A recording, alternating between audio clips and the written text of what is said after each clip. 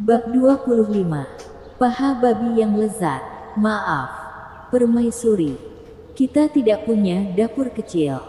Saat ini, dapur besar sudah ditutup. Apalagi, dapur besar diurus oleh pengasuh Zhang. Dia tidak mungkin membuatkan sup bergizi untuk Anda. Hari ini, ketika sedang membersihkan perjamuan, hamba diam-diam membungkus beberapa paha babi untuk Permaisuri. Apakah Anda ingin mencicipinya? Tanya Fenger. Paha babi. Yun Ruoiwei mengernyit dengan jijik.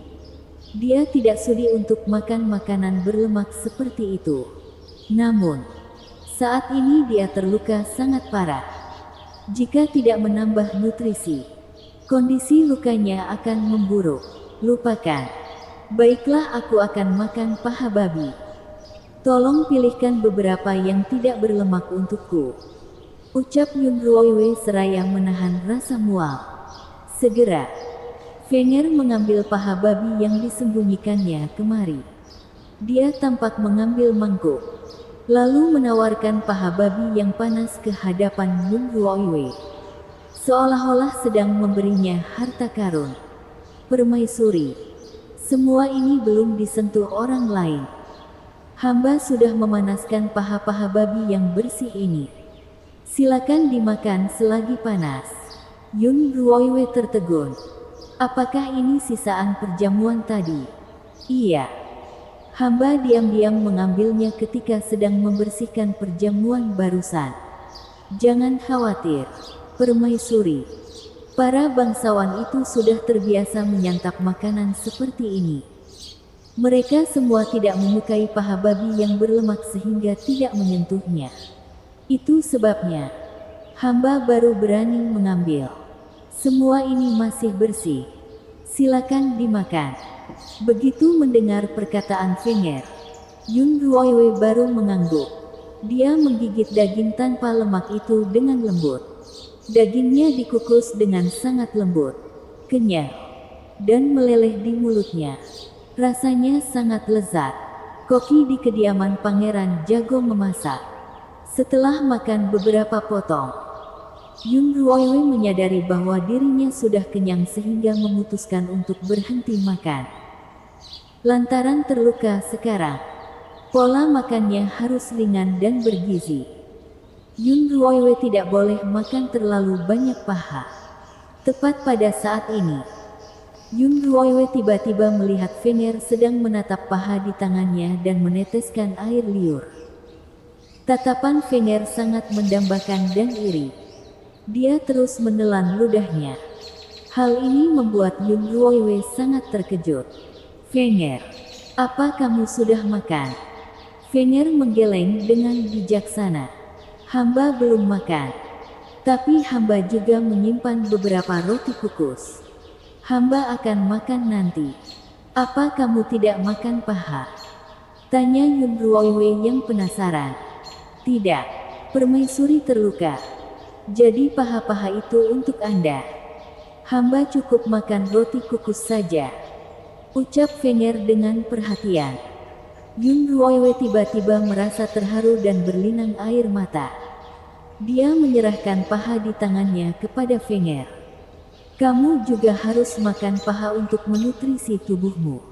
Kamu ini terlalu kurus, Permaisuri. Hamba tidak boleh makan. Ini untuk menutrisi tubuh Anda. Tolak Fenger segera. Tidak boleh. Bagaimana bisa kamu tidak makan? Ini adalah masa-masa pertumbuhanmu. Dengarkan perkataanku. Makanlah paha ini.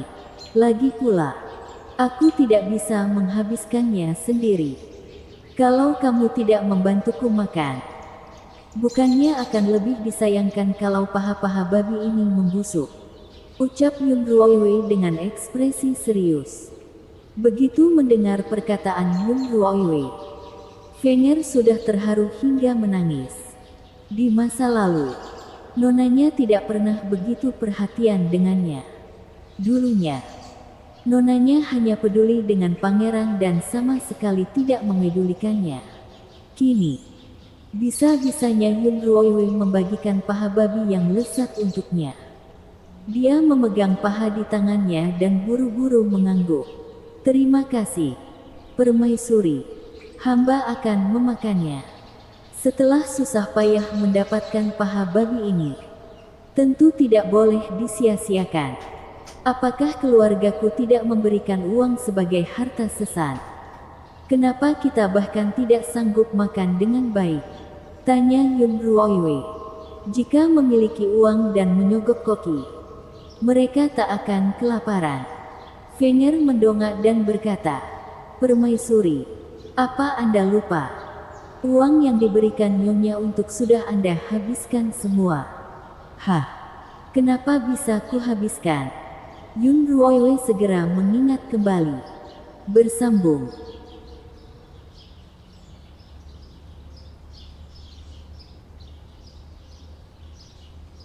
Bab 26. Ada orang yang sakit. Ternyata, Ibu Yun Ruoyue, Nyonya Huang, awalnya adalah nyonya di kediaman Perdana Menteri. Alhasil, dia jatuh sakit cukup parah beberapa tahun yang lalu. Setelah dia sakit, hak mengurus kediaman jatuh ke tangan Nyonya Liu, seorang selir di kediaman Perdana Menteri. Kini, dialah yang bertanggung jawab atas kediaman. Ketika Yun Ruoyue menikah, harta sesannya disiapkan oleh Nyonya Liu. Ibu kandungnya, Nyonya Huang, sama sekali tidak memiliki kekuasaan. Dia hanya bisa berbaring kesakitan di ranjang sehingga bagaimana mungkin bisa menyiapkan harta sesannya. Harta sesan yang diberikan Nyonya Liu pada Yun Ruoyue sungguh lusuh. Itu hanya beberapa kotak kayu mahoni dan beberapa barang biasa. Bahkan hanya sedikit uang. Akhirnya, Nyonya Huang tidak tahan lagi. Dengan tubuhnya yang sakit parah, dia menyiapkan beberapa kantong uang, sejumlah pakaian bagus, dan perhiasan untuk Yun Ruoyue. Alhasil, semua uang dan perhiasan ini habis digunakan oleh pemilik tubuh untuk membeli barang-barang yang bisa menyenangkan para pelayan kediaman pangeran. Di masa lalu, ketika Yun Ruoyue masih memiliki uang untuk menyogok orang-orang, dia menjalani kehidupan yang lumayan nyaman. Setelah uangnya habis, para pelayan itu tidak lagi memedulikannya. Bagaimanapun, semua ini adalah kesalahan Chu Xuanchen. Jika pria itu tidak membencinya terlebih dahulu, apalagi membiarkan budak jahat untuk menindasnya, maka para budak itu tidak akan berani bersikap tidak sopan terhadap Yun Ruoyue. Ada banyak uang di kediaman pangeran, tetapi Chu Xuanchen yang berhak menggunakannya. Berdasarkan perkataan pengasuh Sang, Chu Xuanchen hendak membiarkan Nangong Rou menjadi nyonya. Kelak, Nangong Rou yang akan berkuasa di kediaman pangeran. Apabila membiarkan Nangong Rou mengambil alih uang di kediaman pangeran, bukankah kehidupan Yun Ruoyue akan makin sulit? Tampaknya, Yun Ruoyue harus memikirkan cara untuk merebut kembali kekuasaan di kediaman pangeran. Yun Ruoyue telah berbaring di ranjang selama 3 hari. Dalam 3 hari ini, dia rajin meminta bantuan Fenger untuk mengganti balutan. Jika balutan sering diganti, lukanya akan cepat sembuh. Kini, lukanya sudah berkeropeng dan perlahan pulih. Selama beristirahat beberapa hari lagi, Yun Ruoyue seharusnya akan baik-baik saja. Semua ini berkat obat-obatan dalam sistem medisnya. Tanpa obat-obatan ini, lukanya mungkin akan meradang. Hingga saat itu, nyawanya mungkin akan melayang. Hari ini, ketika sedang makan roti kukus bersama Fenger, tiba-tiba terdengar suara pengasuh Zhang dari luar. Kalian jangan sapu lagi. Mo Su sudah hampir mati. Dia menyelamatkan pangeran dan sudah hampir mati sekarang. Pangeran sangat sedih. Kalau kalian punya hati, sana antarkan kepergian Mo Su untuk yang terakhir kalinya. Ini adalah suara pengasuh Zhang. Ketika para dayang yang bertugas menyapu halaman mendengar hal itu, mereka segera menjatuhkan sapu mereka. Mo Su benar-benar tidak sanggup bertahan lagi. Pembunuh sialan itu, ayo, kita pergi menjenguknya.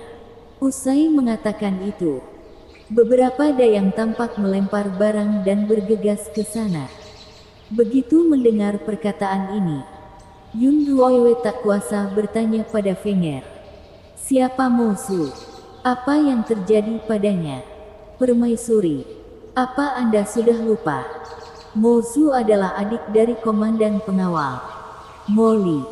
Belum lama ini, seorang pembunuh ingin membunuh pangeran di jalan. Mo Su yang mengadang panah untuk pangeran sehingga pangeran bisa selamat. Beberapa hari ini, luka Mo Su makin parah. Dia sudah tak sadarkan diri selama 3 hari. Barusan, ketika aku meminta roti kukus dari dapur, ada yang bilang, tabib sudah mengumumkan bahwa Mo Su tidak bisa hidup sampai malam ini. Jadi, pengasuh Zhang meminta semua orang untuk mengantar kepergiannya. Bagaimanapun, hubungan Mo Su cukup akrab dengan semua orang sebelumnya. Ketika mendengar perkataan Fenger, Yun Ruoiwei baru teringat bahwa memang ada orang bernama Mo Su di kediaman pangeran. Dia adalah adik Molly, wakil komandan pengawal dari kediaman pangeran. Dia adalah seorang pemuda yang cukup tampan. Luka apa yang dia alami? Bisa-bisanya sudah akan mati. Yun Ruoiwei menggigit roti kukus dan bertanya dengan santai. Dia tertembak anak panah di pahanya. Tapi anak panah itu masuk ke dalam dagingnya. Tabib tidak bisa menemukan anak panah itu sehingga tidak dapat mencabutnya. Lama-kelamaan, dia jadi begini. Yun Ruoiwei sontak memahami situasinya. Bersambung.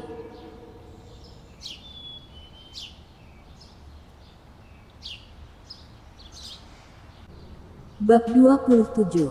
Siapkan pemakaman. Kualitas dari ilmu medis zaman kuno tidak bagus. Itu sebabnya luka mudah terinfeksi. Apalagi belum ada antibiotik atau obat anti radang seperti penisilin.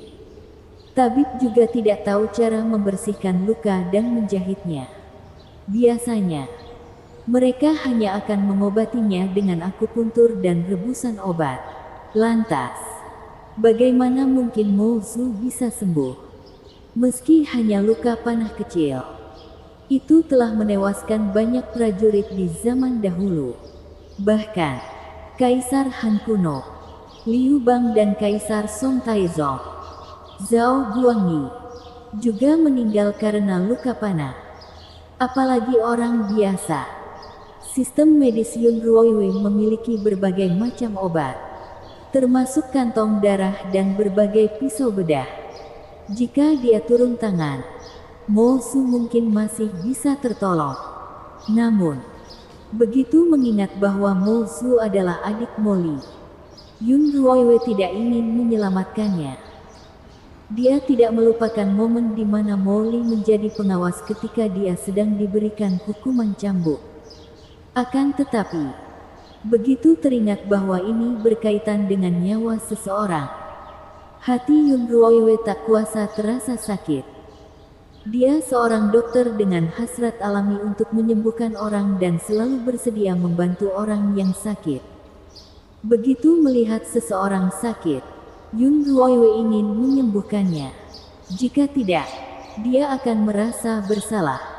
Memikirkan hal itu, dia berkata kepada Fenger, "Fenger, tolong papa aku.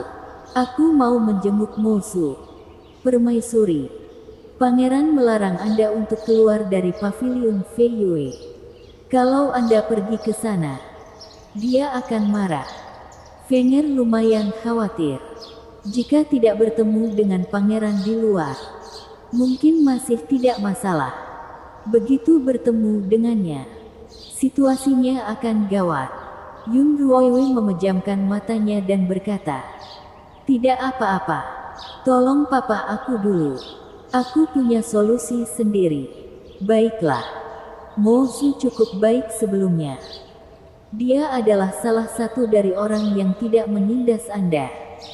Sudah sepantasnya kita pergi mengantar kepergiannya untuk yang terakhir kali. Usai mengatakan itu, Fenger pun memapah Yun Ruoiwe turun dari ranjang. Di luar Taman Qingzu, sekelompok besar pelayan dan pengawal telah tiba. Molly berdiri di sana bersama sekelompok pengawal. Dia sedang menunggu hasil diagnosis tabib dengan cemas. Di kamar Mozu, Tabib Wang dari istana sedang memeriksa denyut nadi Mozu. Tabib Wang menggelengkan kepalanya sembari menghela napas ketika merasakan denyut nadinya. Pada akhirnya, dia berjalan keluar tanpa daya dengan tangan di belakang punggung. Tabib, bagaimana keadaan adikku? Apakah dia bisa diselamatkan? Molly bergegas maju dengan ekspresi cemas di wajahnya. Tabib Wang menghela napas berat dan berkata, "Obat dan batunya tidak berkhasiat. Aku sudah berusaha sekuat tenaga, tapi panah dalam tubuhnya tidak bisa ditarik keluar. Kalaupun tabib ajaib masih hidup, dia juga tidak bisa menyelamatkannya. Menurutku, dia tidak akan bisa melalui malam ini.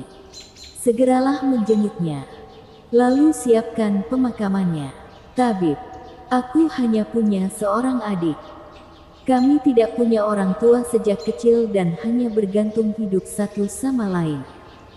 Aku mohon, tolonglah dia. Selama bisa menyelamatkannya, aku bersedia melakukan apapun untukmu." Mata Molly memerah. Rasa sakitnya seperti pisau yang menusuk jantungnya.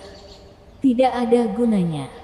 Sesudah diperiksa begitu banyak tabib, bukannya tetap tidak berguna. Kalian jangan memaksakan keadaan lagi. Sudahlah. Aku mau kembali ke istana. Tabib, apa kamu benar-benar tidak bisa memeriksa adikku lagi? Molly melangkah maju dan meraih pakaian Tabib Wang. Dia menaruh semua harapan pada Tabib Wang. Begitu dia pergi, itu artinya Mozu benar-benar tidak bisa diselamatkan lagi. Dia takut kehilangan Mozu hingga seluruh tubuhnya gemetar dan sangat sedih. Tabib Wang melepaskan tangan Molly dengan tidak sabar. "Pengawalmu, tolong sadar diri dan jangan menggangguku lagi." "Tabib Wang, aku tahu kamu adalah tabib terkenal di istana. Kamu juga datang memeriksa penyakit Mozu karena menghargai pangeran. Aku tidak percaya bahwa Mozu akan mati. Bisakah kamu memeriksanya lagi? Mungkin saja dia masih bisa diselamatkan." Usai mengatakan itu, Molly tiba-tiba berlutut di hadapan Tabib Wang. Dia berlutut dengan sangat tegap. Posturnya tampak lesu, wajahnya tegang, dan kedua matanya yang memerah penuh dengan kesedihan dan duka cita. Pria tidak akan mudah menangis sebelum sampai pada saat-saat yang menyedihkan. Seorang pria juga hanya akan bersujud kepada langit dan orang tuanya. Demi Mozu, Molly bersedia melakukan segalanya. Bersambung.